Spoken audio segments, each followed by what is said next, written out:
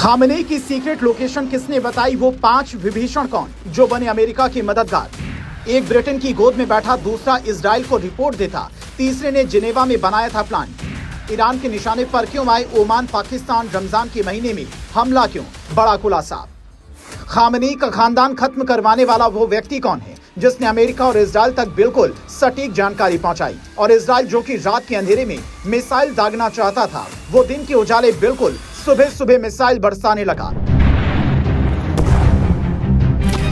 इसका खुलासा होते ही ईरान में हड़कंप मच गया। दुनिया भर में रहने वाले शिया समुदाय के लोग जो खामेनेई की मौत पर मातम मना रहे हैं, वो भी इस खुलासे के बाद दंग रह जाएंगे। जिन 5 लोगों पर ईरानी सेना का शक गहराया है, उनमें पहला नाम है ईरानी आर्मी के टॉप अधिकारी का।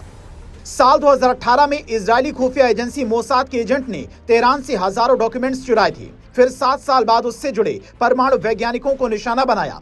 उसी दौरान ईरान की आर्मी में मोसाद के कई एजेंट पहचान बदलकर भर्ती हुए, जिसका अंदाजा ईरान की खुफिया एजेंसी नहीं लगा पाई। और यह खुलासा हुआ कि ईरान की सेना में टॉप लेवल पर मोसाद के एजेंट भरे हुए हैं, जिनमें से कई पहले पकड़े भी जा चुके हैं। ऐसे में ईरान आर्मी के टॉप अधिकारी की भी इसमें भूमिका हो सकती है, जिसमें कई इस ऑपरेशन में मारे जा चुके हैं। दूसरा नाम, खामेनेई की सीक्रेट मीटिंग वाला ऑफिसर।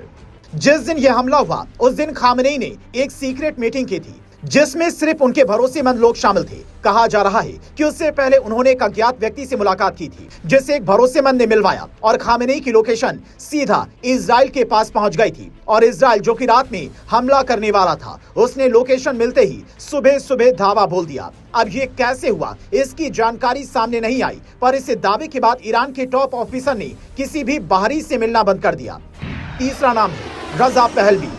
ये ईरान के पूर्व प्रिंस हैं, जिन्हें खामेनेई की सत्ता में आने के बाद ईरान से निकाल दिया गया था, और ये अमेरिका में रहते हैं, जो वहीं से बैठकर खामेनेई के खिलाफ लोगों को भड़का रहे थे, ईरान में प्रदर्शन करवा रहे थे और अमेरिका की खुलकर मदद कर रहे थे। यहाँ तक कि खामेनेई की मौत के बाद इन्होंने कहा, शैतान अब नहीं रहा, जिसे लेकर खामेनेई के समर्थक इन्हें दुश्मनों का सीधा साथी बता रहे हैं। चौथा नाम, जिनेवा में हुई बैठक में धोखे का। दावा किया जा रहा है कि खामेनेई को अमेरिका ने धोखे से मारा। जिनेवा में ओमान ने बाकायदा अमेरिका और ईरान के बीच बैठक करवाई थी, ताकि दोनों देशों की मध्यस्थता हो जाए, पर ऐसा नहीं हुआ, बल्कि खामेनेई के बंकर में छिपे होने की कहानी अमेरिका तक पहुंच गई और इजराइल से उसने हमला करवा दिया। जबकि समझौते की बातचीत तब होती तो फिर जंग का ऐलान नहीं होता और दोनों पक्षों को इसका पालन करना होता, पर यहाँ पर ऐसा नहीं हुआ। पांचवा नाम, पाकिस्तान।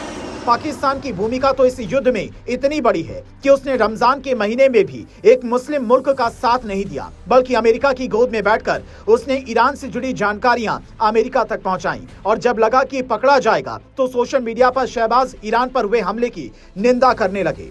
लेकिन ईरान इस बात से अनजान नहीं रहा, बल्कि उसने सीधे तौर पर ऐलान कर दिया कि पाकिस्तान हमारी मिसाइलों से बच नहीं पाएगा। उसने जो किया है, उसकी माफी उसे नहीं मिलेगी। ये वो 5 लोग हैं जिनकी वजह से खामेनेई की सुरक्षा व्यवस्था न सिर्फ कमजोर हुई, बल्कि इजराइल की मिसाइलें उनके सीक्रेट ठिकाने तक आ गिरी। इसीलिए सोशल मीडिया पर यह चर्चा तेज हो चुकी है कि खामेनेई को इजराइल ने नहीं, अपनों ने मारा।